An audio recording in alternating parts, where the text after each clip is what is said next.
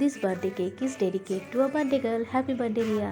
তোমাকে এই কেক আজকে খাওয়াতে তো পারছি না, কিন্তু একদিন ঠিক খাওয়াবো।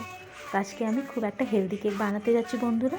একটা বিট নিয়েছি, বিটটাকে ভালোভাবে ধুয়ে কেটে মিক্সি বাটিতে দিয়ে ভালোভাবে একটা ফাইন পেস্ট তৈরি করে নেবো। ফাইন পেস্ট করার সময় একটু সামান্য দুধ দেবেন, তাই ফাইন পেস্টটা খুব ভালোভাবে হয়ে যাবে। এবার ময়দা, মিল্ক পাউডার, বেকিং সোডা স্ক্রিনে দেওয়া আছে মেজারমেন্ট করে, সেটা আমি ভালোভাবে একটা চালনিতে দিয়ে ভালোভাবে ছেঁকে নেব। এইভাবে ছেঁকে নিলে কি হয়, কোনো লাম্পস থাকে না। এবার প্রিহিট করার জন্য কড়াই চাপিয়ে দিলাম, নুন দিয়ে একটু স্ট্যান্ড দিয়ে ঢাকা দিয়ে প্রিহিট করার জন্য ছেড়ে দিলাম। কেক টিনটাও গ্রিস করে নিয়েছি, একটু সামান্য ময়দা ছড়িয়ে দিয়েছি তার উপরে।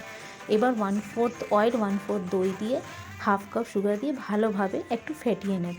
ফেটানোর পরে যে বিটটা আমি পিষে রেখেছিলাম সেটাও দিয়ে ভালোভাবে মিক্স করে নেব। কালারটা কি সুন্দর হয়েছে না? এবার যে প্লাম কেকের মশলাটা আছে সেটা দিলাম, আদা পাউডার একটু দিলাম, একটু ভ্যানিলা এসেন্স দিলাম।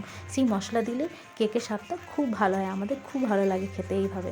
আর এইভাবে ময়দাটা দিয়ে দিলাম, ময়দা দিয়ে ভালোভাবে একটু ফেটিয়ে নেবে। একটু যদি ব্যাটারটা গাঢ় থাকে তো একটু সামান্য দুধ দেবেন। দুধ দিলে কী হয়, ব্যাটারটা একটু রিবানের মতন হয়ে যায়। এইভাবে রিবানের উপর থেকে ঢালবো তো রিবানের মতন পড়বে।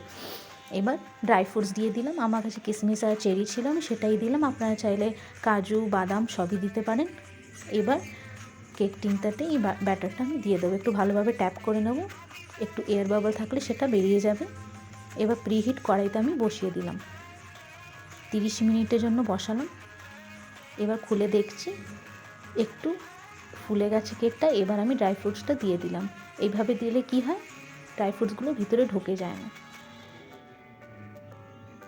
এইবার 60 মিনিটের পরে দেখলাম কেকটা একেবারে রেডি হয়ে গেছে। অনেকে বলে 45 মিনিটে কেকটা হয়ে যায় কড়াইতে বা কুকারে কিন্তু 45 মিনিট লাগে, কিন্তু কড়াইতে 1 ঘন্টা লেগে যায় প্রায়। তো আপনারা এইভাবে কড়াইতে বানিয়ে দেখুন, কেকটা কিন্তু খুবই ভালো হবে। এবার ঠান্ডা করে নেব, 2-3 ঘন্টার জন্য ছেড়ে দেবো। এবার ভালোভাবে ডিমোল্ড করে নিচ্ছি। দেখুন এবার উল্টে দেখাচ্ছি কেকটা কত ফ্লাফি হয়েছে, আর খেতেও খুবই ভালো হয়েছিল। এবার কেটে দেখাচ্ছি বন্ধুরা আপনাদের, দেখুন কেকটা কত ফ্লাফি হয়েছে।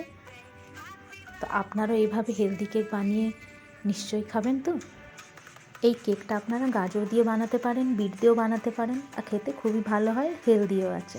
তো আবার থেকে যার জন্য বানিয়েছি তাকে হ্যাপি বার্থডে বলে দিই, হ্যাপি বার্থডে রিয়া।